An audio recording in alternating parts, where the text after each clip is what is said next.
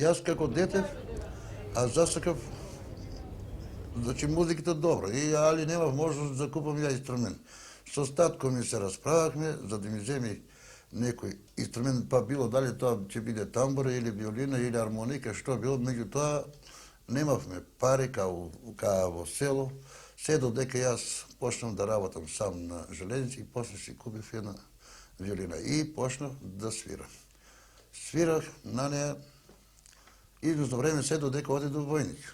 Откако се врати во војшта, па се запушти, па едно извесно време свирах и после почнаа ратовите 41 година, од 41 година сум прекинал се до 45 година.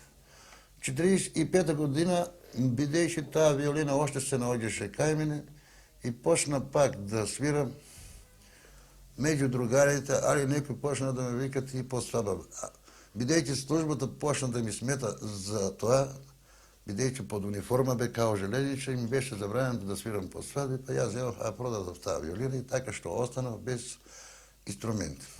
Но дојдов до идеја да направам некој инструмент, бидејќи за време на службата требаше со нешто да се занимавам, а и службата беше од таков карактер која ноќно време не се спиеше со тоа наше железничко дежурство. Успеав да направам басприн по право се вика, и со него се служив многу време. Дојдов до идеја да направам и виолина, бидејќи дрвниот комбинат од Кавадаци растовараше материјали и граѓа тамо, имаше доста материјал да се направи нешто и така што ми беа на дохват на рака, направих. И виолина направих. И таа виолина се уште, а чувам за спомени, ако поред неја направи още 3 виолини. Пецо Атанасов, музичар од Радио Скопје, дознал некој му кажа дека овој човек прави инструменти. Тој човекот, Пецо, ме тргна насре и ме прашува дали ја работам. Јас му кажам дека ја работам така. За моје хоби, и не сум некој нарочно мајстор, не сум искусен, но вика, дали можеш ти да направиш тамбура? Реков, да ја видам, па ќе покушам.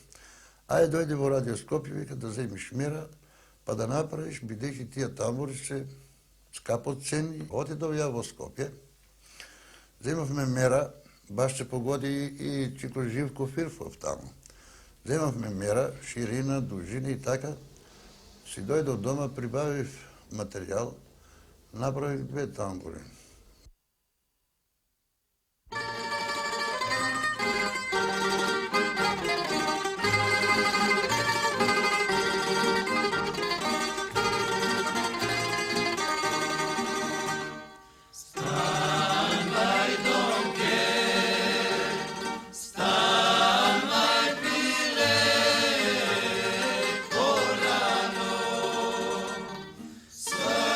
Священников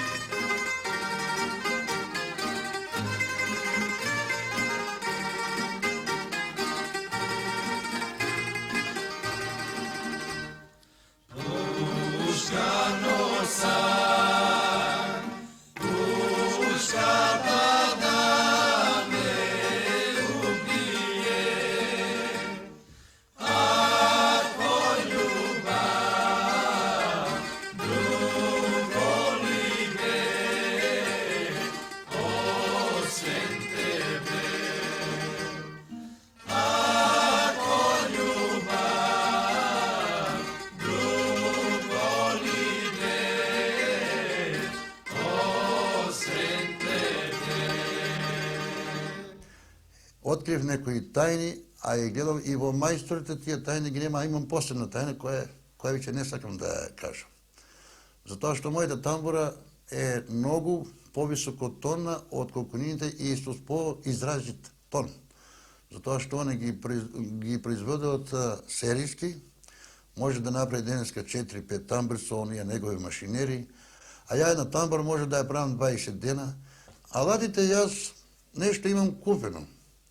Имам купено ренде едно кое слабо го употребам, а другите алати па ги имам произведено сам.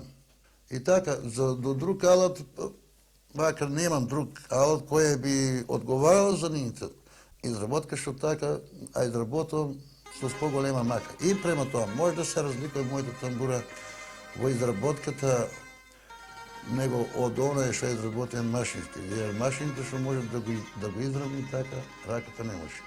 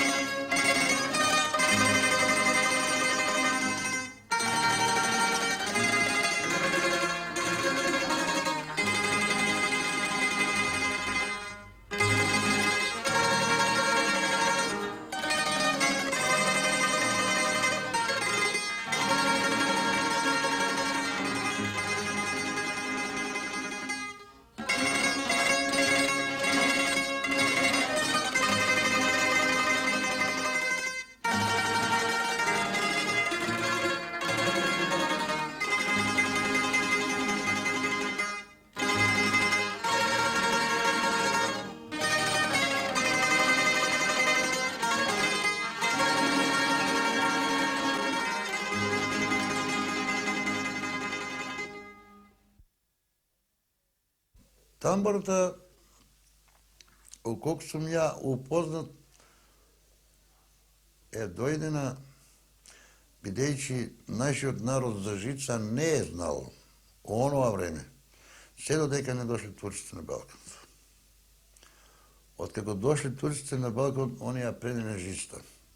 Ете, лаута, уд, тамбура, джумбуз, после овие карадузен и така натака, и тој ги почна да се служи народот.